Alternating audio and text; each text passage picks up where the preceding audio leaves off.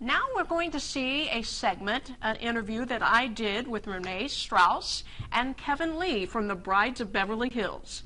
So many brides grow up dreaming about their wedding day, and they have this fairy tale fantasy in mind.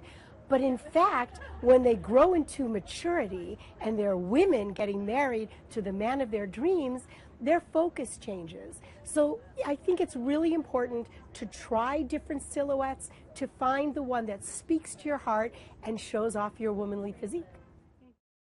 You know, it's so funny.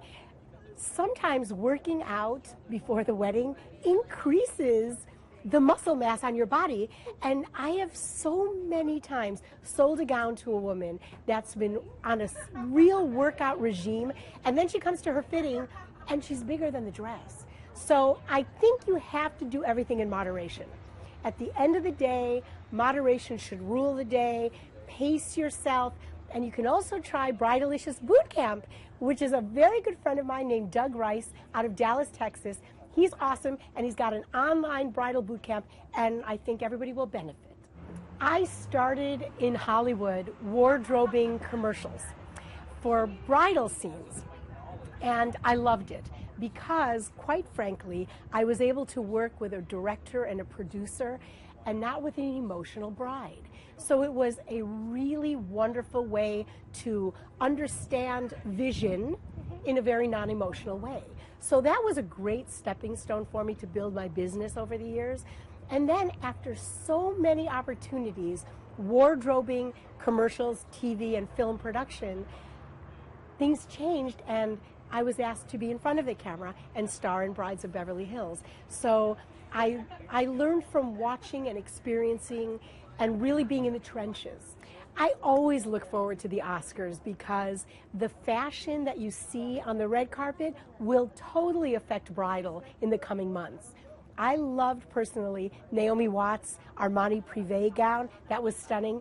But the real bridal influence was Jennifer Lawrence in her gorgeous classic Dior, and it was made of a jacquard silk satin duchesse, which is a very popular French and Italian fabric.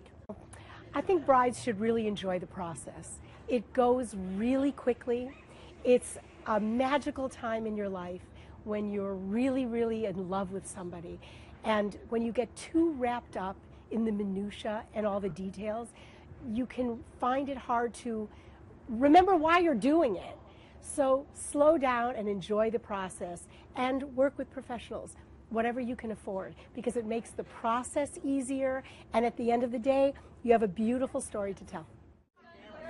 The wedding trends I see this year is not so much all white and creams, and also we used to use crystals or bling blings everywhere, but it's not so much bling bling bling. It's more like a whimsical, classic, elegant look, more than a showy, more than a bling, more than anything else, more like a going back to traditional. But instead of a white colors, bring some purples, greens into it. So get into more, color that more comfortable, but has a pop, color just pop out. When you're growing up with your dreams about what you want for your wedding, and also when you're growing up, you're going to attend many different weddings. I'm sure from there you will decide, what sort of weddings are you looking for. And in that sense, you create in your own wedding that what you're looking for, and then dream it really comes true. And it's like don't discourage for anything, just make it happen. If you ever will, it will be happening. So just make sure that first idea is always wonderful, and then I'm sure you're talking with the families and friends, and they will change your minds a lot. And don't get just confused with the other people's ideas. Always stick with your own ideas, make it happen, and make the best out of it. And that's always original, and it's always beautiful, and it's come out to be gorgeous. And it's make that every wedding so special. So stick with the ideas, and it will make it happen.